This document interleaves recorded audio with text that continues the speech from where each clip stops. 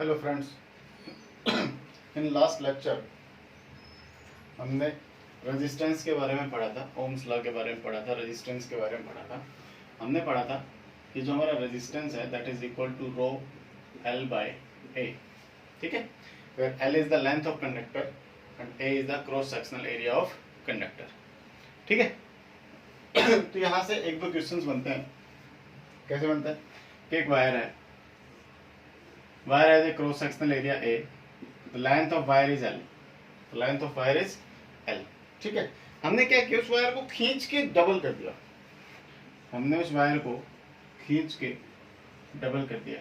now the length is 12, now the length is 12, लेकिन उसको खींच के लंबा करेंगे तो ड्यू टू पॉइजन रेशियो जो एरिया है वो कितना हो जाएगा, हाफ। एरिया कितना हो जाएगा, हाफ हो जाएगा, ठीक है। ये बात ध्यान रखनी है। क्वेश्चन यही पूछेगा कि एक वायर है जिसका क्रॉस सेक्शनल एरिया ए है, ठीक है, लेंथ एल है, रेजिस्टिविटी उसकी रो है, ठीक है, उसका रेजिस्टेंस आर है, उसका रेजिस्टेंस कितना है, आर है। वो हमसे पूछेगा what is the new resistance of wire, what will be the new resistance of wire. तो नया रेजिस्टेंस कितना होगा, अब इसकी लेंथ कितनी होगी 12, क्रॉस सेक्शनल एरिया कितना होगा a/2, तो नया रेजिस्टेंस कितना होगा। अब क्योंकि मटेरियल तो वही है, वायर वही है, तो मटेरियल वही होगा, मटेरियल वही है, तो रो इज इक्वल टू क्या है अपने पास, sorry R is equal to rho 2l/a/2, ठीक है। दो ऊपर चला गया तो r dash is equal to कितना है अपने पास, 2 दूनी 4 रो l/a, ठीक है। Rho l/a was the resistance of wire, ठीक है। तो यहाँ पे क्या लिखूं, r dash is equal to 4r, r dash is equal to 4r। It mean that the new resistance is the 4 times of the previous resistance. पिछले resistance का 4 गुना था नया रेजिस्टेंस। नया रेजिस्टेंस कितना है, पिछले रेजिस्टेंस का 4 गुना है, ठीक है। क्लियर। दो प्रकार से सवाल आता है। एक सवाल आएगा कि लेंथ वाज इंक्रीज्ड, लेंथ को इंक्रीज किया गया सिंपली, ठीक है। दूसरा आएगा length was increased by stretching,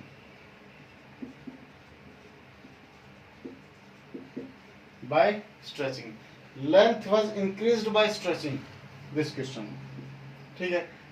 answer is 4 times, answer is 4 times the initial resistance, ठीक है, या 4 टाइम्स द प्रीवियस रेजिस्टेंस, ठीक है।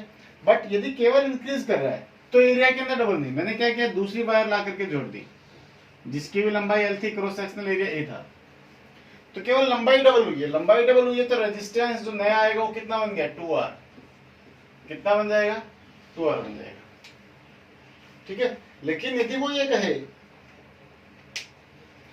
वो मुझसे ये कहे कि उसको स्ट्रेच किया गया तो मैं उसका एरिया आधा करूंगा। दोनों बातें अपने को दिमाग में याद रखनी है, ठीक है।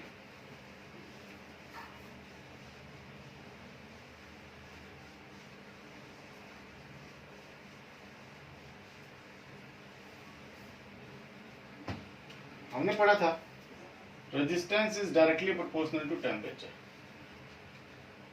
resistance is directly proportional to temperature. It means that if temperature increases, resistance will increase, ठीक है। किसका टेम्परेचर भाई, वायर के आसपास का। किसका टेम्परेचर, कोई वायर है पर्टिकुलर, उस वायर के आसपास का यदि टेम्परेचर बढ़ेगा तो रेजिस्टेंस बढ़ेगा। एंड if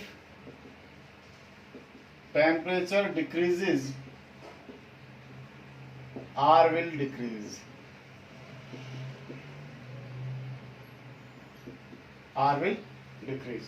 यदि टेम्परेचर घटेगा तो रेजिस्टेंस कम हो जाएगा। इट मीन दैट गर्मियों की बात करें और सर्दियों की बात करें, ठीक है, तो इसके और इसके रेजिस्टेंस के अंदर डिफरेंस मिलेगा मुझे। गर्मियों में रेजिस्टेंस की वैल्यू ज्यादा होगी सर्दियों की अपेक्षा, और सर्दियों में रेजिस्टेंस की वैल्यू कम होगी गर्मियों की अपेक्षा। ठीक है, कहां से आया? ये यहां से आया कि resistance is directly proportional to temperature. It mean that if we decrease temperature the resistance of wire will decrease. ठीक है, continuously we are decreasing resistance, sorry, temperature decreasing, the resistance of wire will also decrease. ठीक है, continuously till the resistance of wire become zero, till the resistance of wire become zero. मैंने क्या किया? मैंने temperature को लगातार घटाया, temperature को लगातार घटाया। कितना घटाया? इतना घटाता चला गया कि वायर का जो रेजिस्टेंस वो कितना हो गया? जीरो हो गया। If resistance become zero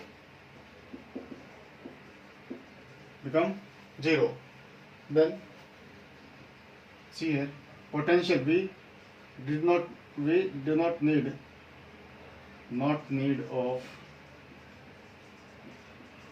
potential difference,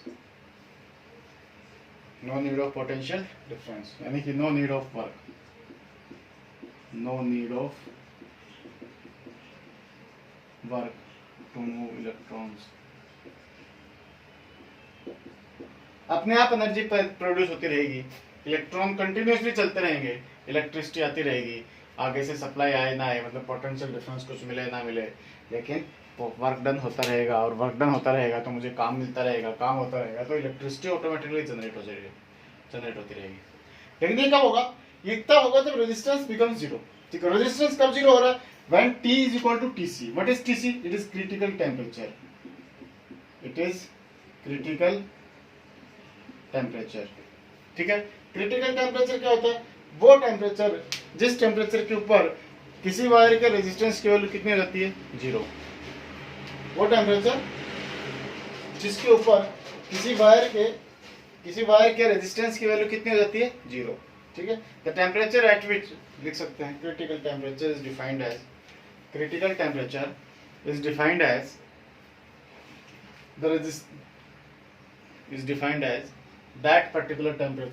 that particular temperature at which the resistance of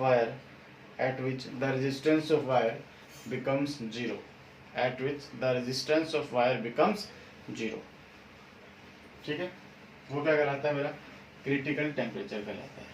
ठीक है, आप स्टार लगा करके लिखें critical temperature is different for different type of material.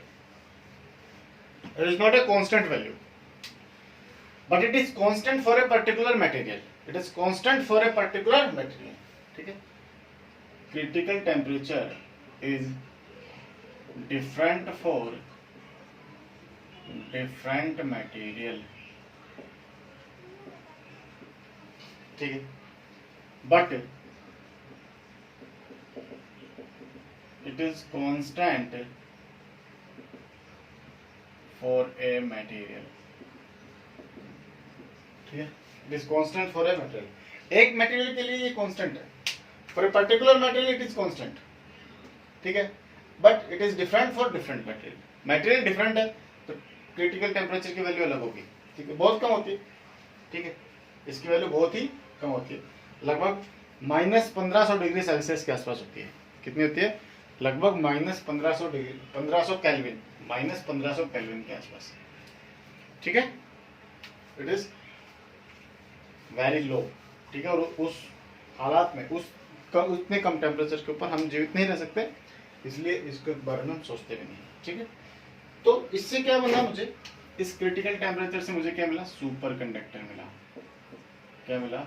Super conductor. ठीक है, सुपर कंडक्टर। ठीक है, और सुपर कंडक्टिविटी,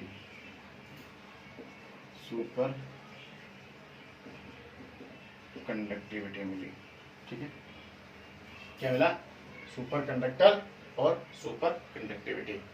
ठीक है, तो कंडक्टिविटी क्या होती है? Conductivity, what is conductivity?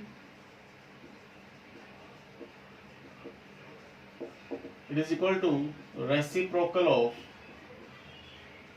resistivity. It is equal to the reciprocal of resistivity. conductivity is denoted by sigma is equal to 1 by rho. Sigma is equal to 1 by rho, where rho is equal to m upon n e square tau. ठीक है, so sigma is equal to n e square tau divided by n. ठीक है, sigma is equal to m upon n e square tau, sorry rho. So sigma is equal to n e square tau by n, because sigma is equal to 1 by rho. Sigma is equal to 1 by rho. It is the conductivity is the reciprocal of the resistivity. Similarly, we have a conductance. Conductance is denoted by capital G, which is equal to 1 by R. Which is equal to 1 by R. Conductance is known as reciprocal of resistance. Reciprocal of